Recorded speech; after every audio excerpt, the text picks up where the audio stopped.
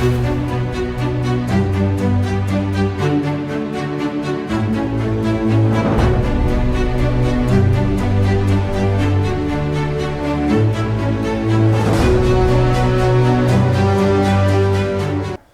you're talking to the old folks. Yeah.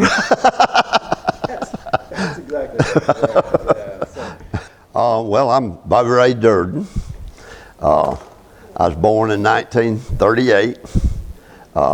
I was actually born in Bainbridge, Georgia, in the hospital in Bainbridge, because back in those days, most of the local folks went to the doctor and hospital in Bainbridge, not Tallahassee. I think they undoubtedly had better hospital facilities and whatnot, I assume, up there than they did in Tallahassee back in those days. And a lot of local people here went to Bainbridge, so I was born in the hospital in Bainbridge. My parents were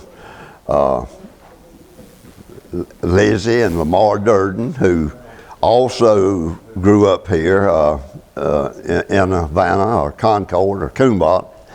And so I guess we're several generations of Durdens in the area, and my mother was a Walsh, and there's a number of Walshes, certain generations of those in this area. So, and I grew up out in Concord or Coonbottom, and like my dad grew tobacco out in Coonbottom. The fact is, I live on the old home place, or the farm that I grew up on is where I live now. And we grew about 15 acres of shade tobacco every year. And you know, we were not big farmers. We were definitely not rich farmers. But we didn't know the difference growing up here. I mean, you know, everybody was involved in farming, and basically everybody almost grew shade tobacco or was connected with the shade tobacco industry. My granddaddy Walsh was one of the last range riders back when they had the screwworm program and the tick program when the open range in Florida and the tick infestation hit the cattle industry, and they had mandatory dipping. They do the runs where they run. Yeah, they had some program where I guess it was a state program, a federal one, I'm not sure. But anyway, they hired people to round up cattle and get them dipped and all that to cut down on the tick infestations. And he did that for a short time, I understand. And he was always involved with cows and riding horses and this kind of stuff. And I have one brother, Adrian, who's 5 years younger than myself. And like I say, we grew up on the farm out here in Coonbottom. And I always liked agriculture and farming and cows and stuff. That's what I've done all my life, really. Even though I wasn't farming for myself, I worked for the Agricultural Extension Service. But we grew up on the farm. Back, I was heavily involved in FFA and 4-H. I milked cows before I went to school every morning. But anyway, I was active in 4-H, FFA, and that kind of stuff. And so a lot of the people had part-time jobs, you know. But I milked cows. I had dairy cows then when I was in high school, and I had some milk customers, and I sold milk, which you could do at that time. It was not pasteurized; it was raw milk, and that I milked by hand. But I had a number of customers that I supplied milk to, and so that was my money and my spending money. I never had a town job. And in the summertime, since we grew tobacco, everybody worked in tobacco. I mean, you know, and so I never remember a summer I didn't. You know, when you were very young, you had jobs in the barn, like maybe just picking up leaves or waiting on tables, we call it, carrying the tobacco from the barges to the stringers and stuff like that. And as you got older, most of the young guys rather worked in the field than the barn, which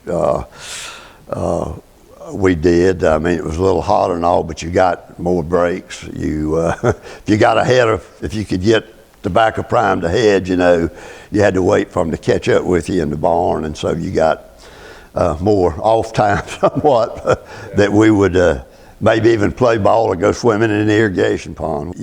When you harvested tobacco, you only generally took 2 or 3 or 4 leaves from a stalk at a time, and each time you did that, you called it a priming. Your first priming would be the first time you went over, you took the bottom leaves, which we call the sand leaves, and then the next time you went over, we'd call that the first priming, and second on up, and your middle leaves or your middle primings was generally your better tobacco and bigger tobacco, so. All right, as well as I remember, like I say, we grew 15 acres, and in the midst of harvest time, we probably had about 100 people on the payroll, everybody, counting everybody, and a lot of those would be teenagers, high school kids, both black and white kids. Our school, when I went to school here in Havana, our school system in this county was based on the tobacco season. We went to school, we got out of school earlier than our neighbors. Like in Leon County, we would get out of school in probably the end of May. Mid to the end of May is when we would get out of school back in those days. That's because that was about the time you started gathering tobacco. And then we would have to go back earlier too, of course. But and of course, a lot of the Leon County workers, I can remember one thing. We had a older man, Frank McGriff, who was our farm superintendent, I guess you'd call it. Daddy was a really superintendent. But Frank worked for us for years, and he was kind of the field boss and whatnot, and he was pretty strict on all the kids. Now, Frank was a black man, but everybody got treated the same by, if you didn't do what you're supposed to, you got fired, and got fired quick. We had, where I live today, there's some big oak trees, and my house wasn't there then, but we had a barn right there, and our shades were right by that, and they would bring these kids in from Tallahassee a lot of time by bus. Somebody was hauling them in, I'm not sure. But he might bring 20 kids over to work today, but probably by noon, Frank had half of those kids sitting under the oak tree and tell them, don't come back. And if you want to leave now, you can walk home, or you can sit under the oak tree out there until 6 o'clock. The bus will take you home. Break a leaf or punch a hole in it or run through the rows. Everything had to be handled carefully so you didn't damage anything that was on the stalk or what you had primed off or anything, So it was, the local folks knew that, and the newcomers would have to learn it, and they'd have to learn it pretty quick. Say planting on the contour, well, on tobacco, here, we used a lot of terraces because you would run the rows generally up and down hill, not across the hill like you would normally do a crop like corn or soybeans or something. And that was basically for the drainage. If we had a heavy rain, you wanted it to dry out pretty quick because standing water or staying too wet was one of the worst. That was probably worse than being too dry, So that was a practice that everybody followed and had to be watched. Probably Russell Daniel Irrigation and when Bubba Duke came to this area was prime whenever. Basically, I think maybe when we started the overhead. I don't know when they came here. I never remember basically hardly when they wasn't here, but everybody irrigated. Most of them from farm ponds. That's one reason at one time, and probably still today, there was more farm ponds built and maintained in this county than anywhere around here. Every farm had a pond or two. And there's a lot of those ponds still around that were built back in those days, basically to irrigate tobacco. You had to try to provide as many jobs as you could, as long as you could, for the people that worked for you, because tobacco was relatively a short season crop, you know, and it was labor intensive for about, say, 60, 90 days in there. You needed a lot of labor, but other than that, once it got out of from the farm, you know, your need for labor was decreased a good bit, but you had these people you had to take care of. So you tried to provide as many jobs as you could. Back in those days, there was no minimum wage on the farm labor, so it was strictly by the so much per day. Back probably in the late 50s or mid 50s, a man would make $5 a day. A woman probably $3 a day. Older teenager would make, depending, $3 to $4 to $5 a day. Right on down to your youngest kids, your luggers, which would be young kids, or some of your barn workers would be younger kids. They might make as little as $2 a day. And I think kids growing up in my time, that was, if you didn't work in tobacco, you didn't see anybody. That was your fun time and fellowship time as well as as work time. I've heard people say how bad it was. Well, I guess it was pretty tough work, but when you're young, we all liked it, or I did, and a lot of the kids did, because you worked with your buddies and your people your age, and so it was social time as well as work time. If you was just staying home, you didn't see anybody, but there'd be a bunch of you if you were working in a tobacco barn or field. This digressed just a little bit, I guess. Most of the people that worked in the packing house in Havana, at least, the Woodbury and Lacey, were members of the softball team, the Wrappers, who Mr. Gus Burt, who was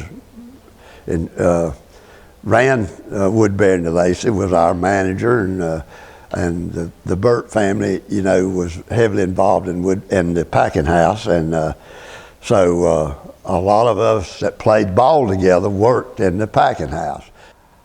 In 1956, I made $1 an hour. I was a freshman in school. Next year, I made $1.05. I was a sophomore. Next year, I made $1.15. I was a junior. After I graduated, I worked there until I went in the service to basic training. I made a big $1.20 an hour, and I was a college graduate. But it wasn't too bad for the time. Okay, well, the Wrappers, Havana Wrappers, and we were named the Wrappers because of the cigar wrapper tobacco, and it was the local town team, and we were sponsored by the town or Merchants of Havana, as well as Tampa Cigar Company. But it was a local team. Most of the players were local, grew up here. We did have one or two people that played with us at times that were from Tallahassee or out of town that played with us, but the majority of the players were like Red Burt and the Boynton brothers and Dan Miller and all the local people that grew up here. When we played, back in those days, we played in what we call the Tri-City League. And the Tri-City League was Havana, Quincy, and Tallahassee. We played in the league every Tuesday. We had 2 games a week in the league, Tuesday and Thursday nights. And then we played a doubleheader every Saturday night in Havana. And so we played, weather permitting, we played 4 games a week. And every time in town here, when we played at home, we'd always have a pretty good crowd, because everybody, nothing else to do, so everybody came to the ball game. But when I went down to the University of Florida, I went in a sporting goods store one day when I was first down there, just looking around. This guy came up talking to me, says, "Where you from?" And I said, "Havana." Right off, he said, "Do you know Red Burt?" And I said, "Yeah, I played ball with Red Burt." And he didn't even ask me anything. He said, "You played ball with the Wrappers?" And I said, "Yes, sir." And right off, he said, "You want to play with us?" And I said, "Well, I don't know, I guess so." He says, "We got the best team in Gainesville." And I said, "Well, Yeah, I like to play with you. When I'm in school now, I'm not going to play with you in the summer, the tournament time and all that. I'll be playing for Havana.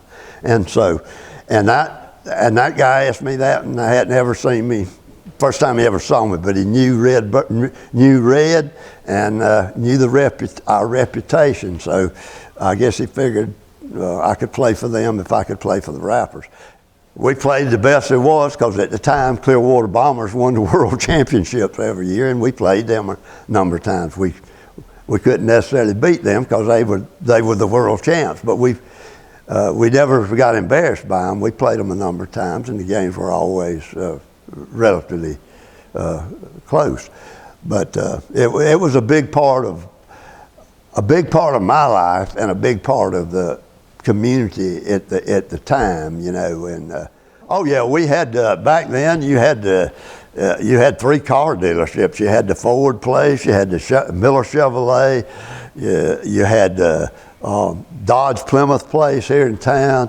We had Shelf Nail Hardware, the Planters Exchange. We had groceries. We had Gandy's Supermarket, Jones's Supermarket, Scott's IGA. We had Morgan Brothers Clothing Store, Mr. Spooner's Clothing Store. We had a movie theater. We had a number of service stations, ladies' clothing stores, 2 5 and 10 cent stores, 2 drug stores. You know, so it was a pretty active little community. I mean, you didn't go necessarily then. You didn't go to Tallahassee to buy everything. You didn't have the malls and all that. Well, to me, it was a good time to grow up. I mean, you know, you knew everybody, and of course, good or bad, everybody knew you too. So if you got in trouble, one good thing, like thinking back, I was talking the other day to somebody, you know, like if a kid kind of got off track a little bit in a town, in that time you didn't get arrested or get a record or put in jail, but you got it straightened out. They'd take you to your parents or whatnot. Or a good example that I can give that probably would never occur today is I remember when I was in high school. Back then everybody hunted here. I mean, you know, and at school, man, I'm glad you didn't get arrested for having a gun in a car or something, because after school, when we wasn't playing ball or something, and it was dove season or hunting season, well, when you left school, you went hunting generally. And we used to be a lot of doves here, and we used to shoot doves every day after school. Well, when they started the split seasons, you know, where it wasn't open all the time. They'd open it and it'd be closed and open later. Well, generally we didn't close it. And there was a lot of high school kids, a group of us that was shooting doves every day after school. And it was really closed. And the game warden, instead of coming, he knew who most of us were and what was going on. So we had a meeting. He came to school one day, and the principal called all the boys in high school into the auditorium. And what they wanted to talk to us about is Mr. Pickles was game warden. And he said, he and Coach Spears and the principal, they all met with us. And he told us, now boys, y'all know dove season's closed. And you know when it opens. And you know and he says, I know you're shooting doves after school and the season's closed, and I know who most of you are. And I'm telling you now, you know, if you continue to do it, you know, I'm going to arrest you. But so we'll call it even, but you need to quit now. And that's the way things were. And we quit, and none of us got arrested, or none of us got in trouble.